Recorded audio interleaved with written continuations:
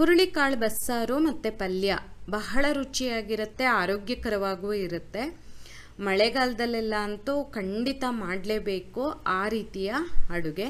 ನಮಸ್ತೆ, ನಾನು ನಿಮ್ಮ ಲತಾ, ವೆಜ್ ರೆಸಿಪೀಸ್ ಆಫ್ ಕರ್ನಾಟಕಕ್ಕೆ ನಿಮಗೆಲ್ರಿಗೂ ಮತ್ತೊಮ್ಮೆ ಸ್ವಾಗತ. ಮೊದಲಿಗಿಲ್ಲಿ 3 ಕಪ್ಪಷ್ಟು ಮೊಳಕೆ ಕಟ್ಟಿಸಿರುವಂತಹ ಹುರುಳಿಕಾಳನ್ನು ತೊಗೊಂಡಿದ್ದೀನಿ. 1 ರಿಂದ 1.5 ಕಪ್ಪು ಹುರುಳಿಕಾಳನ್ನು ಒಂದು 12 ಗಂಟೆ ನೆನೆಸಿಟ್ಟು ಆಮೇಲೆ ನೀರು ಬಗ್ಸಿ ಮುಚ್ಚಿಟ್ರೆ ಮೊಳಕೆ ಕಟ್ಕೊಳ್ಳುತ್ತೆ. ಅದನ್ನು ಒಂದು ಕುಕ್ಕರಲ್ಲಿ ತೊಗೊಂಡು ಅಗತ್ಯ ಇರೋಷ್ಟು ನೀರನ್ನು ಹಾಕಿ ಮೆತ್ತಗೆ ಬೇಯಿಸ್ಕೊಳ್ಬೇಕು. ನಾನು 3 ಕಪ್ ನೀರು ಹಾಕಿದ್ದೀನಿ. 3 ರಿಂದ 4 ಕಪ್ ನೀರು ಹಾಕಿದ್ರೆ ಸಾಕು. ಮತ್ತು ಹುರುಳಿಕಾಳು ಬೇಯೋದು ಸ್ವಲ್ಪ ನಿಧಾನ, ಹಾಗಾಗಿ 3 ರಿಂದ 4 ವಿಸಿಲು ಅಥವಾ 2 ವಿಸಿಲ್ ಮಾಡೋದು, ಸ್ವಲ್ಪ ಹೊತ್ತು ಬಿಟ್ಟು ಪುನಃ 2 ವಿಸಿಲ್ ಮಾಡೋದು, ಆ ರೀತಿ ಮಾಡಿ ಬೇಯಿಸ್ಕೊಳ್ಬೇಕಾಗತ್ತೆ. ಆಮೇಲೆ ಅದರ ನೀರನ್ನು ಈ ರೀತಿ ಬಸ್ದು ತೊಗೊಬೇಕು. ಅದಕ್ಕೆ ಈ ರೀತಿ ಬಸ್ದು ಮಾಡೋದ್ರಿಂದ ಬಸ್ಸಾರು ಅಂತ ಹೆಸರು. ಮತ್ತು ಕಾಳನ್ನು ಪಲ್ಯ ಮಾಡಿದರೆ ಆಯಿತು. ಈಗ ಸಾರಿಗೆ ಒಂದು ಮಸಾಲೆ ಹುರ್ಕೊಳ್ಳೋಣ. ಅದಕ್ಕೆ 4 ರಿಂದ 5 ಒಣಮೆಣಸಿನ್ಕಾಯಿ, 2 ಚಮಚ ಕೊತ್ತಂಬರಿ ಬೀಜ, 1 ಚಮಚ ಜೀರಿಗೆ, ಒಂದು ಅರ್ಧ ಚಮಚದಷ್ಟು ಕಾಳುಮೆಣಸು. ಒಣಮೆಣಸು ಮತ್ತು ಕಾಳುಮೆಣಸನ್ನು ನಿಮ್ಮ ಖಾರಕ್ಕೆ ತಕ್ಕ ಹಾಗೆ ಹೊಂದಿಸ್ಕೊಳ್ಳಿ. ಇವಿಷ್ಟನ್ನು ಒಂದು ಸ್ವಲ್ಪ ಎಣ್ಣೆ ಹಾಕಿ ಒಂದು ಬಾಣಲೆನಲ್ಲಿ ಸಣ್ಣ ಉರಿನಲ್ಲಿ ಒಳ್ಳೆ ಘಮ ಬರೋವರೆಗೆ ಹುರಿಬೇಕು.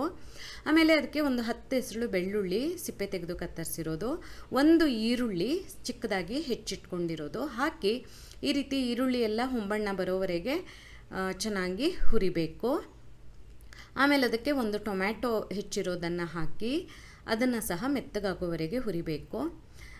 ಇದು ಮೈಸೂರು, ಮಂಡ್ಯ ಆ ಕಡೆ ಎಲ್ಲ ಮಾಡುವಂತಹ ಬಸ್ಸಾರು. ಅವರು ಈರುಳ್ಳಿ ಬೆಳ್ಳುಳ್ಳಿ ಎಲ್ಲ ಹಾಕಿನೇ ಮಾಡೋದು. ನಾನು ಹಾಗಾಗಿ ಅದೇ ರೀತಿ ತೋರಿಸ್ತಾ ಇದ್ದೀನಿ. ನಿಮಗಿಷ್ಟ ಇಲ್ಲ ಅಂದರೆ ಬೆಳ್ಳುಳ್ಳಿನ ಸ್ಕಿಪ್ ಮಾಡ್ಬೋದು. ಕೊನೆಯಲ್ಲಿ 1/4 ಕಪ್ಪಷ್ಟು ಹಸಿ ತೆಂಗಿನ ತುರಿಯನ್ನು ಹಾಕಿ 1 ಸುತ್ತು ಹೀಗೆ ಮಗ್ಚಿ ಸ್ಟವನ್ನು ಆಫ್ ಮಾಡಿಬಿಡಬೇಕು. ಸ್ವಲ್ಪ ಬಿಸಿ ಕಡಿಮೆ ಆದಮೇಲೆ ಮಿಕ್ಸಿ ಜಾರಲ್ಲಿ ತೊಗೊಂಡು ಇದಕ್ಕೆ 1 ದೊಡ್ಡ ಸೌಟಿನಷ್ಟು ಬೇಯಿಸಿದ್ವಲ್ಲ ಆ ಹುರುಳಿಕಾಳನ್ನು ಹಾಕಿ ಅಗತ್ಯ ಇರೋಷ್ಟು ನೀರು ಹಾಕಿ ನುಣ್ಣಗೆ ರುಬ್ಕೊಳ್ಬೇಕು. ಇದನ್ನು ಈಗಾಗಲೇ ಬಸ್ದಿಟ್ಕೊಂಡಿದ್ವಲ್ಲ, ನೀರಿತ್ತಲ್ಲ, ಅದಕ್ಕೆ ಹಾಕಿ ಅಗತ್ಯ ಇರೋಷ್ಟು ನೀರನ್ನು ಹಾಕಿ ಕುದಿಯೋದಕ್ಕೆ ಇಡಬೇಕು. ಜೊತೆಯಲ್ಲೇ ರುಚಿಗೆ ತಕ್ಕ ಹಾಗೆ ಉಪ್ಪು, ಹುಣಸೆ ಹಣ್ಣು, ನಾನು ಹುಣಸೆ ಹಣ್ಣಿನ ಪೇಸ್ಟ್ ಹಾಕ್ತಾಯಿದ್ದೀನಿ, ಮತ್ತು ಬೆಲ್ಲ. ಇವು 3 ನಿಮಗೆ ಎಷ್ಟು ಬೇಕು ರುಚಿಗೆ ನೋಡಿಕೊಂಡು ಬೇಕಾದರೆ 1-2 ಸಲ ಟೇಸ್ಟ್ ಮಾಡಿನೂ ಹಾಕ್ಬೋದು. ಒಂದು ಸಣ್ಣ ನಿಂಬೆಹಣ್ಣಿನ ಗಾತ್ರದ ಹುಣಸೆ ಹಣ್ಣಿಂದ ರಸ ಹಾಕಬೇಕಾಗತ್ತೆ. ಉಪ್ಪು 1-3 ಚಮಚ, ಈ ರೀತಿ. ಬೆಲ್ಲ ಎಷ್ಟು ಬೇಕೋ ಅಷ್ಟು ಹಾಕ್ಕೊಳ್ಳಿ. ಆಗಲೇ ಹೇಳ್ದಂಗೆ ಅಗತ್ಯ ಇರೋಷ್ಟು ನೀರನ್ನು ಹಾಕಿ ಕುದಿಯೋಕ್ಕೆ ಇಡಬೇಕು. ಈಗ ನಾನು ತೋರಿಸಿರುವಂತಹ ಪ್ರಮಾಣದಲ್ಲಿ ಸಾರು ಪಲ್ಯ ಎಲ್ಲ ತುಂಬ ಆಗುತ್ತೆ. ಒಂದು 6-7 ಜನ ಆರಾಮಾಗಿ ಊಟ ಮಾಡ್ಬೋದು, ಅಷ್ಟಾಗುತ್ತೆ. ಚೆನ್ನಾಗಿ 1-2 ನಿಮಿಷ ಕುದಿಸಿ ಎಣ್ಣೆ, ಸಾಸಿವೆ, ಒಣಮೆಣಸಿನ್ಕಾಯಿ ಮತ್ತು ಕರಿಬೇವಿನ ಒಗ್ಗರಣೆ, ಸಿಂಪಲ್ ಒಂದು ಒಗ್ಗರಣೆ ಕೊಟ್ಟರೆ ಸಾರು ತಯಾರಾಗುತ್ತೆ. ಆಮೇಲೆ ಪಲ್ಯ ಮಾಡೋದಕ್ಕೆ ಒಂದು ಬಾಣಲೆನಲ್ಲಿ 1 ಟೇಬಲ್ ಚಮಚ ಎಣ್ಣೆ ಬಿಸಿ ಮಾಡಿ ಅರ್ಧ ಚಮಚ ಸಾಸಿವೆ, 1 ಚಮಚ ಕಡಲೆಬೇಳೆ, 1 ಚಮಚ ಉದ್ದಿನಬೇಳೆ, 1 ಒಣಮೆಣಸಿನ್ಕಾಯಿಯನ್ನು ಹಾಕಿ ಒಗ್ಗರಣೆ ಮಾಡಬೇಕು. ಸಾಸಿವೆ ಸಿಡಿದ ಮೇಲೆ 1 ಈರುಳ್ಳಿ ಸಣ್ಣದಾಗಿ ಹೆಚ್ಚಿರೋದು, ಖಾರಕ್ಕೆ ತಕ್ಕ ಹಾಗೆ ಹಸಿಮೆಣಸಿನ್ಕಾಯಿ, ಸ್ವಲ್ಪ ಕರಿಬೇವು, ಇವಿಷ್ಟನ್ನು ಹಾಕಿ ಈ ರೀತಿ ಚೆನ್ನಾಗಿ ಹುರಿಬೇಕು. ನಾನು ಹಾಕಿರೋ ಹಸಿಮೆಣಸಿನ್ಕಾಯಿ ಅಷ್ಟು ಖಾರ ಇರಲಿಲ್ಲ, ಹಾಗಾಗಿ 3 ರಿಂದ 4 ಹಾಕಿದ್ದೀನಿ. ನೀವೆಷ್ಟು ಬೇಕೋ ನೋಡ್ಕೊಂಡು ಹಾಕ್ಕೊಳ್ಳಿ. ಆಮೇಲೆ ಅದಕ್ಕೆ 1/4 ಚಮಚದಷ್ಟು ಅರಿಶಿನ, ದೊಡ್ಡ ಚಿಟಿಕೆ ಇಂಗನ್ನು ಹಾಕಿ 1 ಸುತ್ತು ಮಗ್ಚಿ ಇದಕ್ಕೆ ಈಗಾಗಲೇ ಬೇಯಿಸಿಟ್ಕೊಂಡಿದ್ವಲ್ಲ ಆ ಕಾಳನ್ನು ಹಾಕಬೇಕು.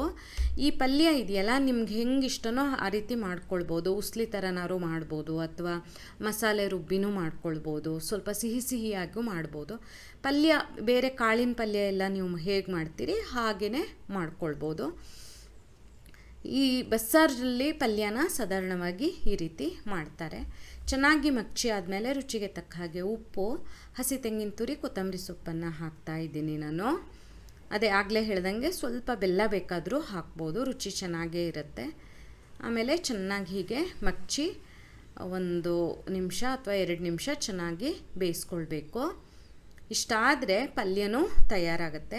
ಈ ಬಸ್ಸಾರನ್ನು ಅನ್ನದ ಜೊತೆನಾರು ಬಡಿಸ್ಬೋದು, ರಾಗಿ ಮುದ್ದೆ ಜೊತೆ ಬೇಕಾದ್ರೂ ಬಡಿಸ್ಬೋದು. ಬಹಳ ರುಚಿಯಾಗಿರುತ್ತೆ, ಖಂಡಿತ ಟ್ರೈ ಮಾಡಿ. ನಿಮಗೆ ಈ ವಿಡಿಯೋ ಇಷ್ಟ ಆದಲ್ಲಿ ಲೈಕ್ ಮಾಡಿ, ಶೇರ್ ಮಾಡಿ, ಕಮೆಂಟ್ ಮಾಡಿ. ಹಾಗೆ ನಮ್ಮ ಚಾನಲಿಗೆ ಸಬ್ಸ್ಕ್ರೈಬ್ ಮಾಡೋದನ್ನು ಮರಿಬೇಡಿ. ಧನ್ಯವಾದಗಳು.